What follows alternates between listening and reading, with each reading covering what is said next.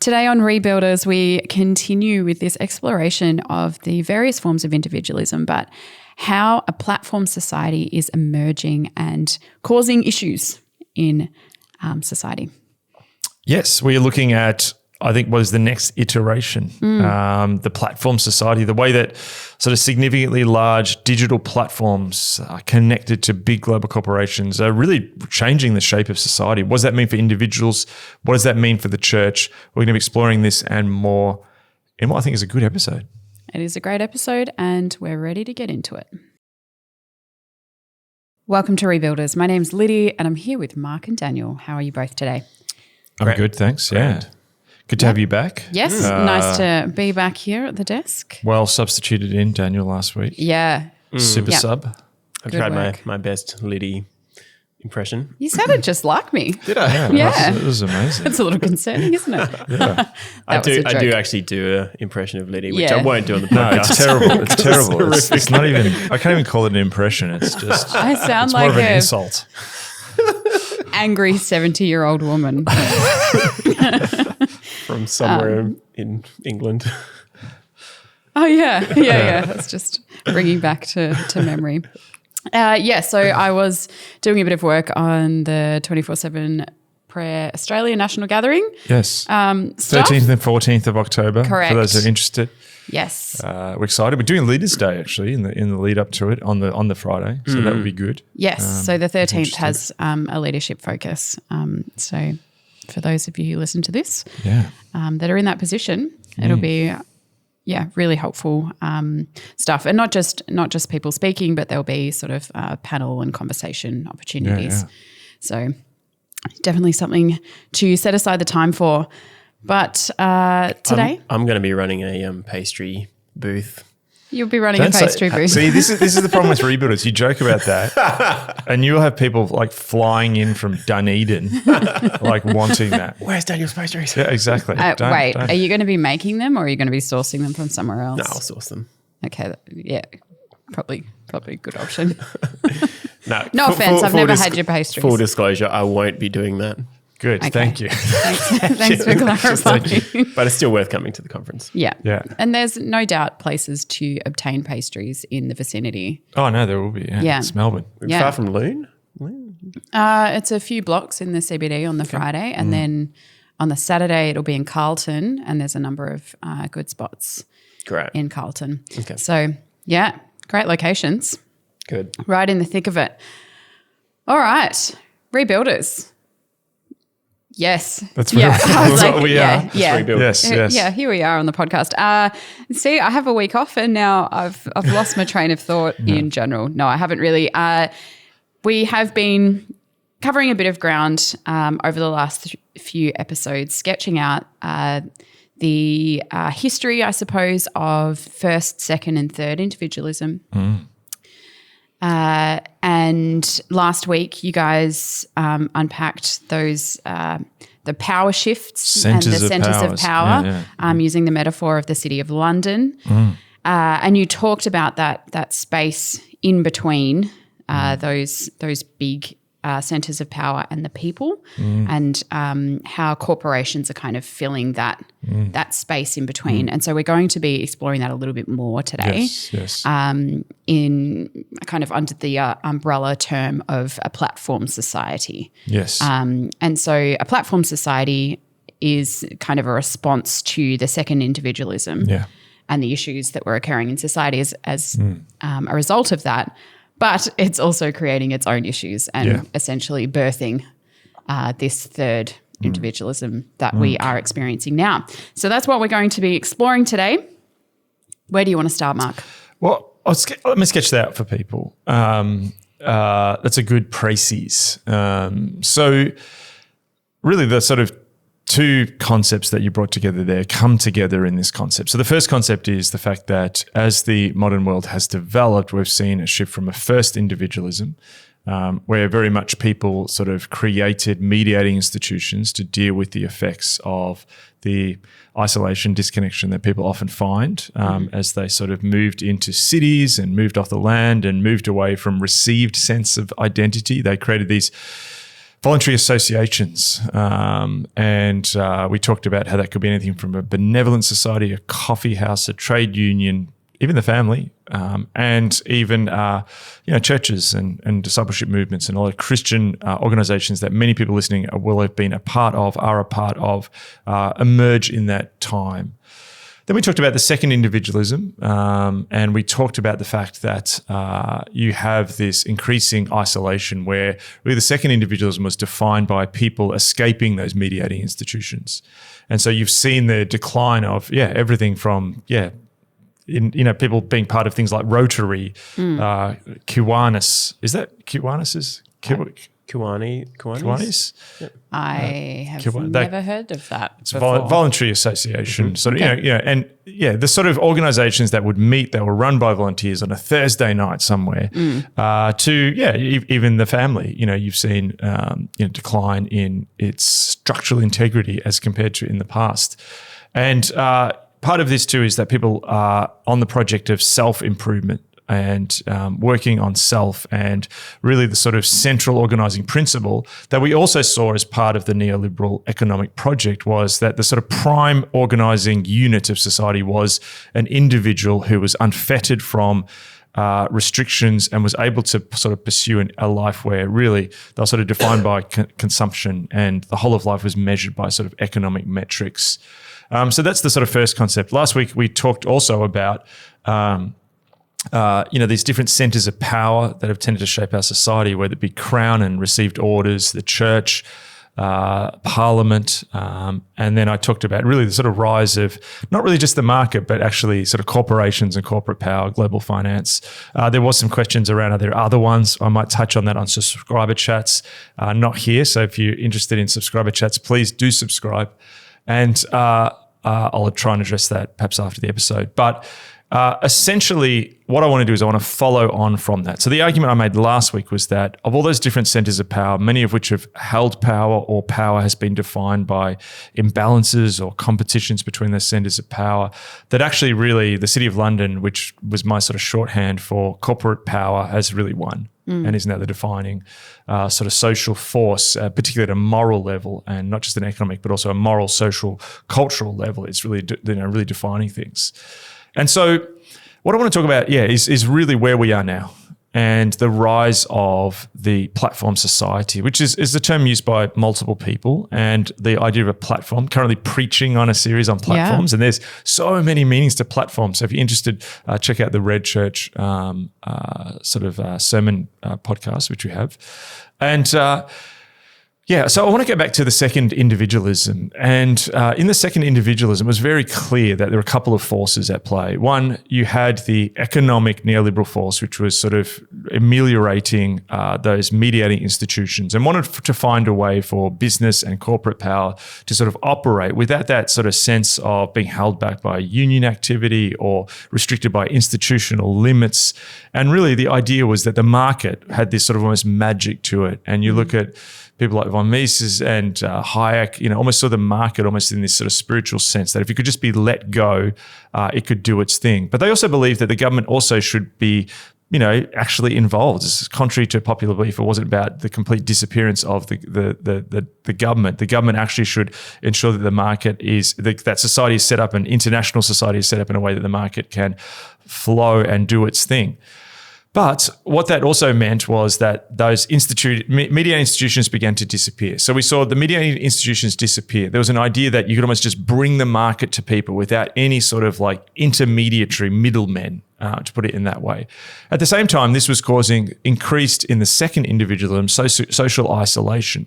So one of the things that we've noted is the rise of social media. And I've mentioned it here before, but Shoshana Zuboff makes the argument in her book, The Rise of Surveillance Capitalism, that in some ways that the rise of social media giants and social media platforms, everything from the early days of MySpace and Facebook and Twitter and Instagram, and you now see the internationalization with WeChat and TikTok. There's different platforms in places like Brazil and Turkey. But the rise of these sort of platforms was actually a response to the increased isolation that people were feeling. And this was the market coming in and offering a solution. So what I want to talk about is I want to talk about the next level of that, which is what happens when you have it moved beyond simply a way of connecting with each other to actually becoming one of the dominant organizing principles in society. So what I'm arguing here today is that we are now, and for those who've also followed us for a long time and listened to some of my commentary around grey zone, the fact that we're the in-between stage, in-between eras, it's quite possible, and I'm not sure, but I'm wondering whether the next era is actually the platform society era. So inevitably, what I argued in A Non-Anxious Presence is you move through these periods of decentralization, and the early internet has caused this decentralization. But then inevitably in network theory, you return to a re-centralization, or, that's happening. And Samo Berger wrote an interesting article the other day called, we'll try and put it in the show notes in the subscriber email, The Centralized Internet. And his argument is that what we're actually seeing is a re-centralization of the internet. So to tell this story, probably what is also been influencing this conversation is if you look at what's happened in China with the internet. China has been operating behind a great firewall, and which is in a sense kept it sort of quarantined from the Western internet. And it's interesting, there's lots of conversations about whether TikTok should be banned in the West and whether that's right or wrong. The reality is that Google, Instagram, Twitter, CNN, or many of these things are either heavily censored or banned in China as internet presences. So in China, you have these very large platforms, some of them created by Jack Ma, and I think it's the Ant Group, I think is his sort of overarching sort of name for his different platforms. But you have things like WeChat, and you have like basically payment systems, social media, video, all of these different entities that you would need to be part of a society operating on gigantic digital platforms. And this is something which has very much inspired people in the West. And Elon Musk recently has rebranded Twitter as X, which still not used to. But effectively, this is not just about a rebrand of Twitter to have some cool new name. It's actually, not that I don't think it's very cool, but it's actually, he's also talking about, he wants it to become a financial hub. He wants it to basically look like what Jack Ma created in China. So what you're seeing is into this empty space where in the past you would go to a voluntary association, you go to Rotary on Thursday night, and on Friday morning you would go and have a chat to the bank teller in your actual physical bank in a physical location. And, you might go and watch a television show that's actually a locally produced news program in your city. All of a sudden, into those spaces, that's been sort of like corroded by the last 30 years of sort of neoliberal economics and sort of radical individualism, is that into that space, you have now these platforms delivering you things. So if you think about this, just think in the last few years, how many people on here order something on Amazon? And, that the delivery on that can be from a day to, in some cities, that day. People all of a sudden, you don't ring a taxi service, you ring, Uber, or you ring Didi. You may not go to your local restaurant, you just order Uber Eats or McDonald's on the go, DoorDash, or is DoorDash Deliveroo? There's all these different versions of this. But effectively what this is doing is it's trying to create a seamless experience from the very big. And if you go back to my sort of map, if you had a whiteboard and you would progress through the different stages of individualism, at the first stage of individualism, or the first individualism, up the top you'd have like perhaps the state or, this established church. And then down the bottom you have individuals. And those voluntary associations actually were in the middle, and they tried to mediate. That's what they're called, mediating institutions. In a sense, what's happening in the second individualism is almost you'd sort of make them a bit more translucent. They've become weaker. But as they've disappeared, into that space comes the platform society. And you've seen the rise of them. So I think this is where people have got to think beyond just social media. I know many people watch things like The Social Network, or they've perhaps read books like Nicholas Carr's The Shallows, and we're very concerned about the effect of phones and social media. But this is the next phase of this. This is actually the phase where you have these gigantic entities that are doing more than just providing you a social connective point. They're providing so many of your everyday needs all in one place. Okay, well, with all of that sort of sketched out, what's the impact of that shift? Yeah, manifold. So let me just go through some of them. So number one, it's changing the nature of work. And, increasingly we talk about a gig economy. And other people have spoken about the I can never say the word. Precariousness. The precariat. Oh, the precariat. So there's a book, The Precariat. I've forgotten the author. It's an English book. And basically he talked about almost with this platform society, you're seeing the rise of a new class. It's not a working class, but rather it's people whose jobs are characterized by a precarious nature. The DoorDash delivery person who doesn't have healthcare, union representation. They're working for a large corporation that's a digital platform in another country that's to provide their own bike. If they get hit in their, there's very little protection for them. And so you're seeing this growing precariat.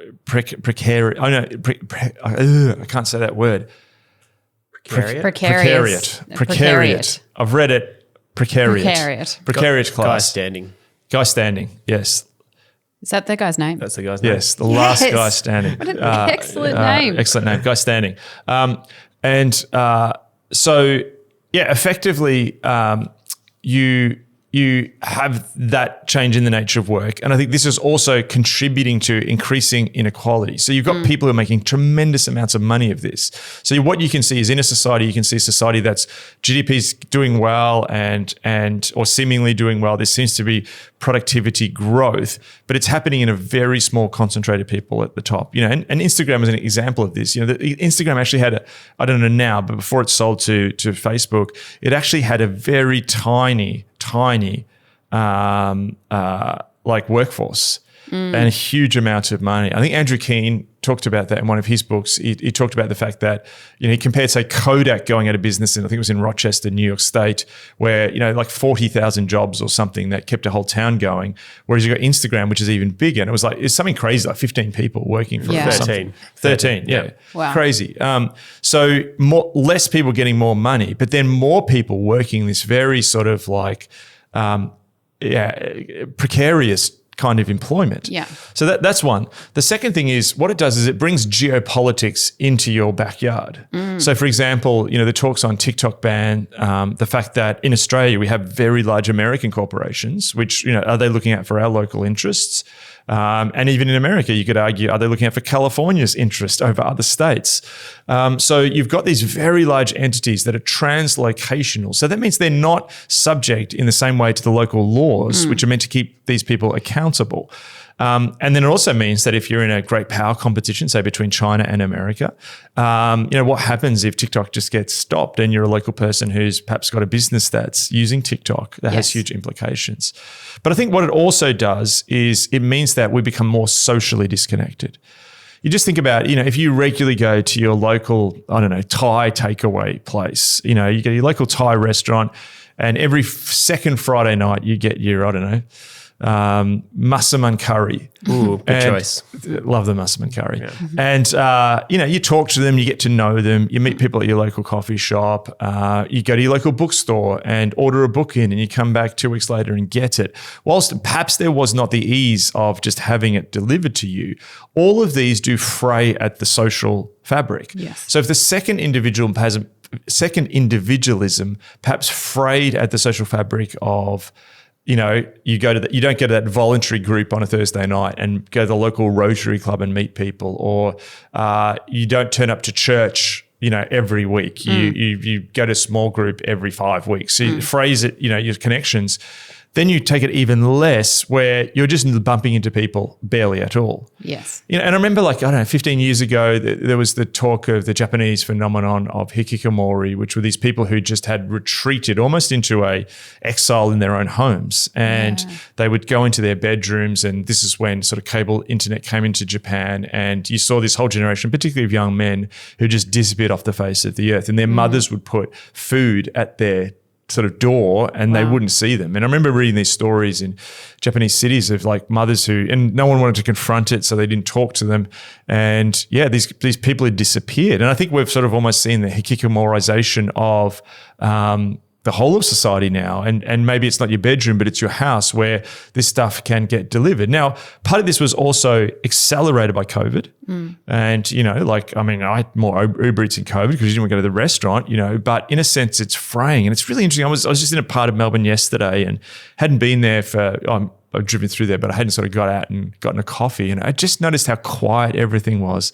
Lots of solitary people sort of sitting and moving around. And, I think this is the next intensification of loneliness. And on Sunday morning, someone sent me an article in our local Australian sort of national broadcaster had written an article. I think it's 1 in 3 Australians are now feeling significant disconnection. Yeah, wow. So the platform society significantly disconnects, but at the same time, it also, it in a sense, gives this impression that everything can be gotten through some kind of ease. To just like the idea of delaying gratification has disappeared. Yes. And Derek Thompson wrote an article about 18 months ago in, I think, The Atlantic, where he talked about the fact that most of these big platforms, from Peloton to Uber, were all running at a massive loss. Effectively, so many of these big companies were funded by the era of virtually interest-free loans. Yes. And, we saw the sort of Silicon Valley Bank go under recently. And part of that was that so much of Silicon Valley was funded by cheap money. It was bought on debt, really, is how we're putting it. And so they could operate as these business models that, in a sense, operate in a kind of fantasy land. So now, like Uber is, this discussion of Uber's now costing more and more, and it's almost costing in some American cities what a taxi would cost, because the age of cheap interest rates are over. But while that age may be going, the mythology that it's created in our mind over the last 5 or 6 years that I can just have anything virtually, real cheap, right to my door or downloaded to my device without implications has changed how we see how the world operates. So increasingly, not only people are more socially disconnected from each other, there's a sense that we're more afraid of the difficult. Yes. So alongside that, there's the rise of ghosting, where people first talked about that in dating, just they're connecting with someone and then they just stop talking to them. We're seeing that in friendships, in families, in churches, where people just drop off. And it's almost like cutting someone out of the network, and that it's just too difficult as well. So it's not only fraying the social network, it's even fraying our social skills of how to deal with the network. One more. Henry Kissinger and Eric Schmidt. Kissinger, the famous US diplomat, I think he's a century old now. Been in the center of pretty much everything in the last half century in American political life. And then the head of Google, Eric Schmidt, wrote a book on AI. And one of the points they made in this is they looked less at the AI sentient nature. Is like AI going to become alive and we're all going to be living in the sort of plot of Terminator. What they did look more at was the fact that if the dominant institution now in society is these platforms, what do they look like when they're AI driven?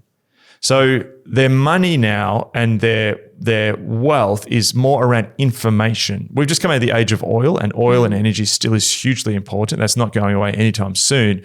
But what you're seeing is the oil boom create these massive companies like Chevron, Halliburton, and so much of geopolitics was defined, the Middle East, South America, Venezuela, by the quest for oil and the political instability it brought.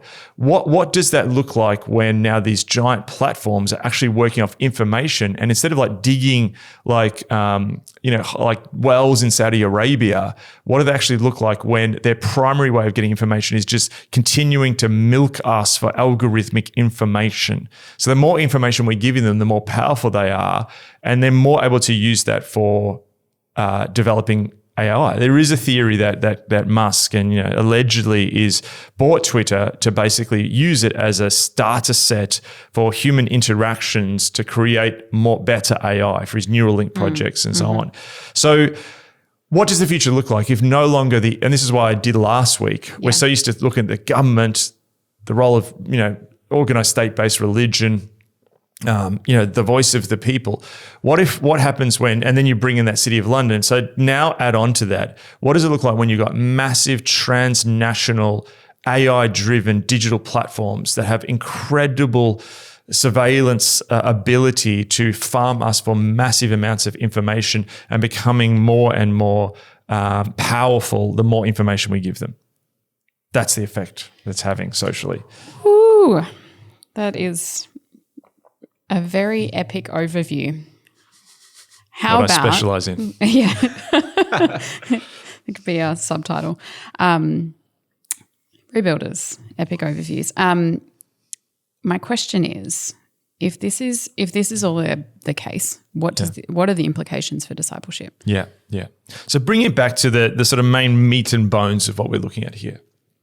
I'll try and do it in a couple of ways. So number one, what this means is that I think one of the great challenges, people talk about secularization and one of the interesting things about secularization. So I've mentioned on here Ronald Inglehart, who basically came up with the theory that societies, as they become more individual and less basically wealthier, that they then press into greater secularism. And he had this famous chart where he sort of looked at, how traditional society was, how secular it was, how individualistic and how communal it was.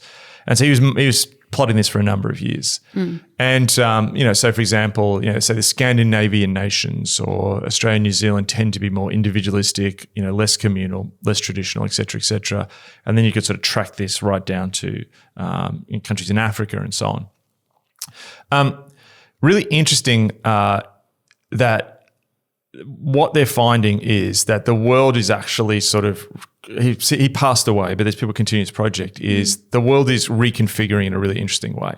But one of the great lessons that you're seeing is that the West is becoming more secularized at an incredibly rapid rate. The United States sort of secularization is like catching up to Sweden, according to this, which is interesting in a very short time.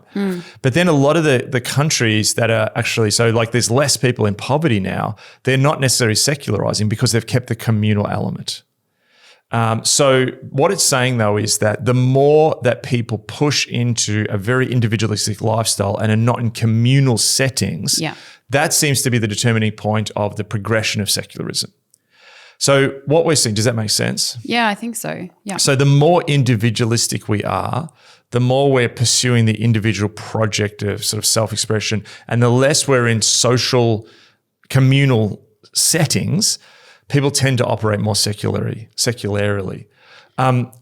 So what this means is the majority of people, particularly if you're in a developed world country, and I'm include everything from a Brazilian city to a South Korean city to an American city to a city in Scotland or the Netherlands, is that you are going to see your people increasingly move into greater individualistic social environments. Yeah. So if you just look statistically, the dominant household increasingly emerging in developed countries is one person living alone.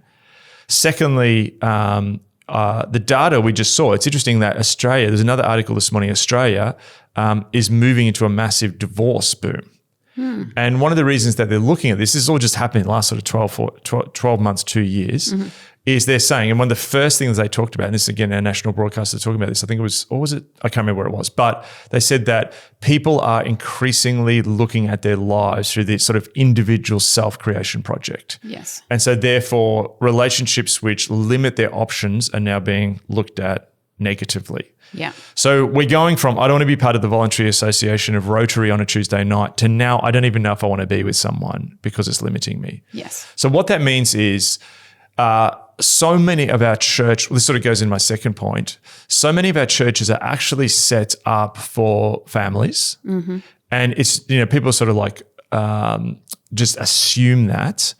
But you sort of take it forward, and if current trends continue, you're going to see churches primarily of single people, but not just single people. You're going to see churches primarily of, let me just say that first. So single people tend to move around more. There's less keeping people in place if kids are at a school and so on. So you're going to see greater turnover in churches. And also you just think about the fact that biological growth, what it brings for churches. So for example, in 1960, so just say you plant a church now and you get it to 100 people. Now, if you plant a church in Melbourne in 1958 and you get to 100 people, and just say you got a bunch of young adults who are between 18 and 21, and it's 100 people, and then there's pretty much guaranteed that within about 7 years, most of those people will be married. Most of them have like 2.5 kids. So without bringing another single person to your church is 300 people. Yeah. So like we often joke about, your church is just growing through biological growth. That's going to radically stop happening. And that's an assumed growth that we assume there. So I talked about the baby boomer apocalypse that's coming if people go back. We're about to hit in churches the demographic decline apocalypse. So you're going to see baby boomers retire to the kingdom of God in its fullness coming. But you're also going to see the growth that has kept coming because people having children, that is massively dropping off in the world. So if you look particularly, I mean, it's all over the world, but if you look at the developed world countries, the demographic decline of people not having children is staggering. Like it is staggering. And I've quoted here before, the Japanese president recently said, Japan's about to become dysfunctional as a country because of demographic decline. So that's going to hit churches hugely soon, and that's going to cause rapid decline. Even if you continue to do evangelism, the baby boom apocalypse and that's going to hit. And I think people need to think about how that's going to make people think differently and people operate differently. So I think very few people have thought about that. And people may have thought, oh, we have a singles ministry, but I don't think they've thought about the structural reality of what that means going forward. Yes, that was what I was just about to ask, because I feel like there is a growing desire for. Do you have a singles ministry? Do you have a ministry to young couples or that kind of thing? But is that the answer, or is it more nuanced than that? I think there's going to be a multiplicity of pastoral responses to that. And I think so, number one is we're going to need to be more aware of it. Yeah. We're also seeing a delayed adolescence as well. So in a sense that, I've had this sort of, people have joked to me, young adults ministry now, where does that end? They were joking it's the early 30s and now people are like, is it the early 40s? But I think what that's more about is actually people trying to respond perhaps intuitively to the reality of when people are single for longer, because in the past, young adults ministry was 18 to 24, but it's spreading out. But I think what I'm saying as well is this is going to affect your church size, your tithing, how you do ministries. There's significant structural implications that it's going to have that people have not thought about, particularly too in countries without large immigration. In Australia, we have large immigration, which I think has been a real benefit to the church in people coming. But particularly, if you don't, and that's what so many countries are trying to do at the moment. Like even Japan, I was reading fascinatingly, is doing immigration, and fascinating, like Americans are migrating to Japan, which is really fascinating. So, if you take that out of the equation, there's a significant cultural crisis coming, and the church needs to get its head around that. So where was it going to go? On the sort of, I guess the third element is, what does it look like when I remember, when I started youth ministry, young adults ministry, basically what I used to do is if you could just get a bunch of young adults in the room, the magic happened. Yeah. People didn't have, they just wanted to socially connect with people. They want to be around other people like them. There was just energy. There's probably hormones, raging. There was just a sense of energy. I don't see that anymore in lots of places. There's actually a sense that it's not just the fraying of the social connection points. It's people are losing the ability to know how to talk to others. Yeah. And, lots of people, parents have mentioned to me that you got to pick up kids now who are like Gen Z or Gen Z from parties. And at these parties, no one talks. People sit on their phones. So the ability to have these social skills that many perhaps listening take for granted, or perhaps some of you go, actually, I don't know if I've got them, to make a phone call, to have a conversation with a stranger, to do small talk, to go up and meet a few people, to build social connection. This is fraying at a rapid rate. Yes. So I'm wondering too that part of perhaps what church needs to do in the future is, just as in the past we might say, here's how you can help get your finances in a better state, or perhaps how you work on your relationships. And the assumption there was the relationships are perhaps family or marriage. Now it just could be, here's how you actually build relationships. Yes.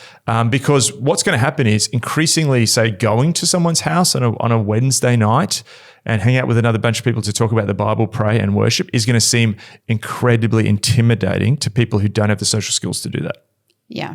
And I also wonder, you mentioned it earlier, how much the fear of things being difficult or challenging plays into this as well. Yes. When you have grown up in a setting that has created a safety net and you don't have to feel scared or like confronted by anything, or you don't have to have hard conversations, that in and of itself is preventing people from being able to have good relationships, because you 100%. Can't have a good relationship without having hard conversations. 100%. And this is where the ghosting thing comes in. So you're seeing this, like, just people then just disappear, or they don't want to face it, or they just are switching off. It's like people are a button they can just press and they disappear. And, you know, like, and mediation, everything becomes mediation now. Like, it's interesting, my kids, like primary school, there's like all the kids are doing mediation in like, they've now got peer mediation at lunchtime, you know. So it's this sense that people are trying to address it, but it's being addressed almost sort of bureaucratically, you know what I mean? So there's very just skills that people had in the past around relationships just don't seem to be there in the same way. So I think, we've got to think ahead again too. As I always say on this, we don't have all the answers. We're trying to get people to have the right conversations before we get to the answers and the right analysis. But I think there's some opportunities here. Like I think there's some genuine opportunities. It's interesting that a lot of Australian churches, if you look at them, were built in that sort of post-war boom from end of World War II to, you know, when Billy Graham came here in 1959, there was sort of a mini revival after his evangelistic ministry. And the classic Australian church built in that time was, you know, maybe about 150 in the auditorium, but they all had basketball courts and they all had tennis courts, basketball or tennis courts.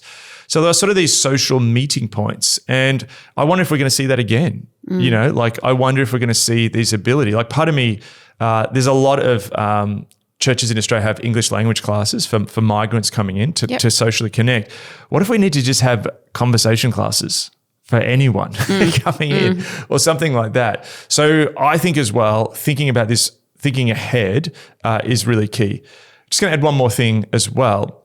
I think we need to also be aware of how the platform society, and we've talked about this before, particularly after COVID, informs the structure of church. And I think there's a lot of churches that are thinking, well, in a sense, like, what we'll just be the platform. We'll be the digital platform that distributes content, and then people where they are will just receive that content and listen to it in their home or whatever.